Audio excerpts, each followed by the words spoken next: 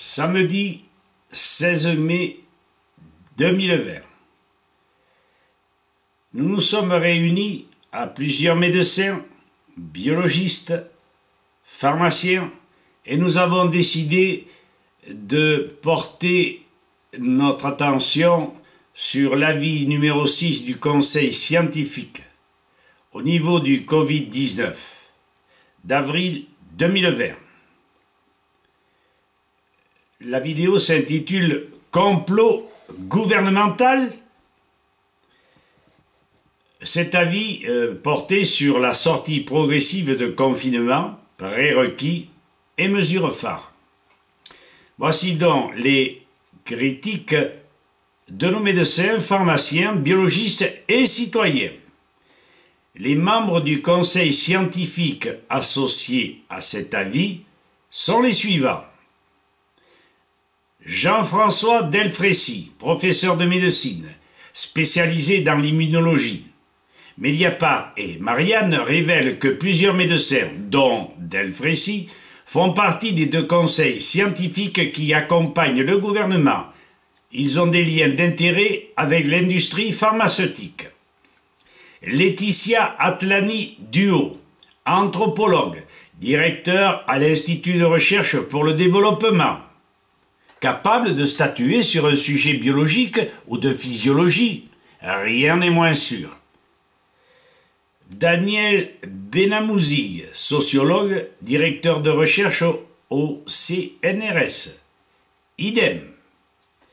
Lila Bouadma, médecin, réanimatrice, experte en biologie, de pouvoir assurer de telles responsabilités, ceci nous étonnerait beaucoup.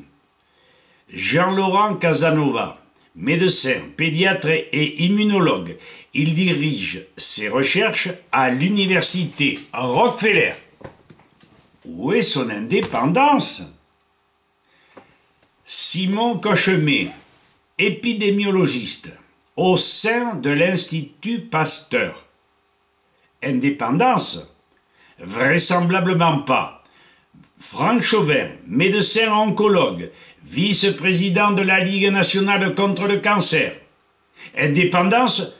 Sûrement pas. D'autant que, si cette Ligue nationale contre le cancer désirait à ce que les gens puissent sortir de leur cancer la plupart du temps, ils auraient depuis longtemps pris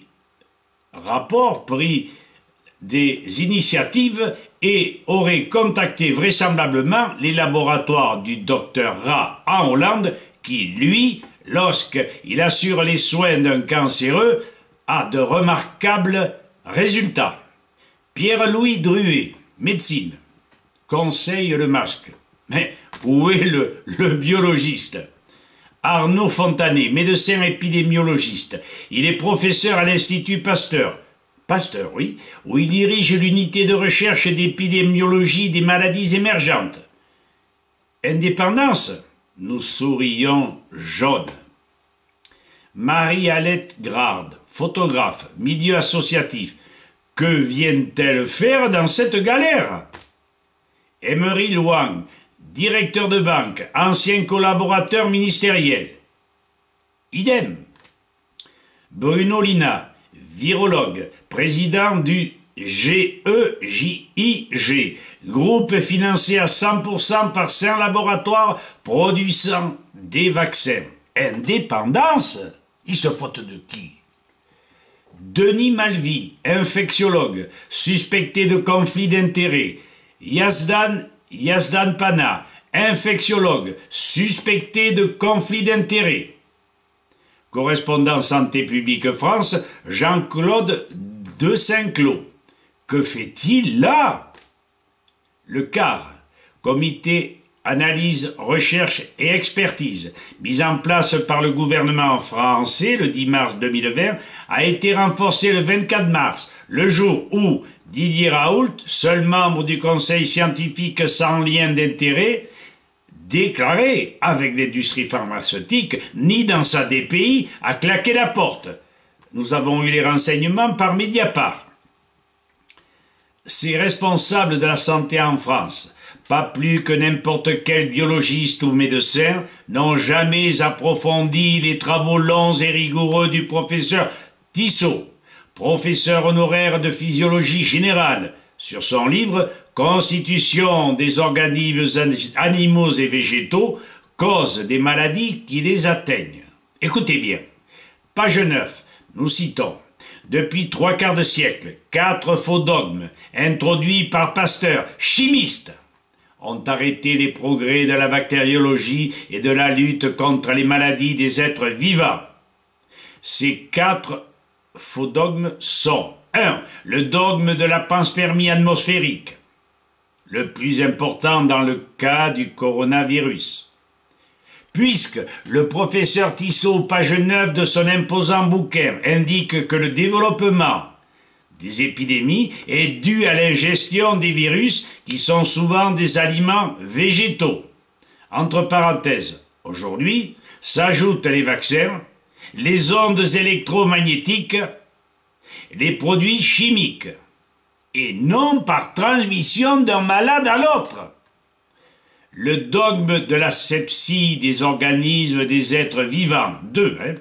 3. Le dogme du monomorphisme bactérien. Le dogme de la contagion. Je laisse aux médecins et aux biologistes le soin de comprendre. Si vous ne voulez pas tenir compte de nos sages et profondes réflexions, citoyens, médecins, biologistes et politiciens, ne vous étonnez pas que dans un avenir très proche, nous aboutissions à une hécatombe carabinée et un confinement pire que le dernier, alors que largement inutile. Nous ajoutons que ces conseillers n'ont jamais pensé à parler de la vitamine C. Ce n'est qu'un exemple parmi tant d'autres, mais je vous remets la puce à l'oreille. Et ne nous ennuyez pas avec vos produits chimiques. Les 2 suspects récidivistes, nous vous les avons donnés. Combien de fois nous vous avons averti? Faites aujourd'hui votre devoir, citoyens, surtout. Éliminez ceux qui nous ont trahis, soit qu'ils étaient ignorants, soit que l'argent, la politique leur imposait de manœuvrer de la sorte. Nous devions d'être clairs. Sans cela, nous ne pourrions qu'être coupables de vous avoir laissé dans l'ignorance, voire passer de vie à trépas, non par contagion, mais bien parce que vous vous seriez laissé vacciner et que vous utiliseriez exagérément votre smartphone. Nous comptons rester vos amis, mais n'exagérez pas. Voyez les choses en face. Merci.